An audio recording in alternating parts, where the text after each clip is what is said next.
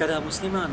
uđe u neku od naših bosansko-hercegovačkih džamija i klanja namaz, nakon sunneta proučit će 3 puta Kul huvallahu ehad i Fatihu.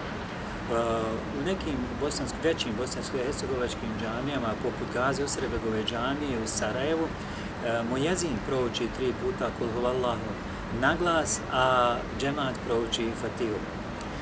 Učenje 3 puta Kul huvallahu ili male hatme, koja se zove tako zbog toga što je vjerovjesnik alejselam kazao da je vrijednost učenja jednog Kul huvallahu ehad kao trećine Kur'ana, pa kada se prouči 3 puta Kul huvallahu ehad kao da se prouči čitava hatma, ušlo je u praksu nastojanjem vakifa koji su uvakufljavali određena sredstva i određivali da se pred njihove duše prouči 3 puta Kul huvallahu ehad ili ova mala hatma i Fatiha. Tako je Salih Efendija, sin Temim Spahije u Mostaru, uvakufio određena sredstva za svoju džamiju u Mostaru i odredio da muezin prije jacijskog ikameta prouči 3 puta Kul huvallahu ehad pred njegovu dušu i da to isto učini pred dušu njegove hanume Rejhan Kadune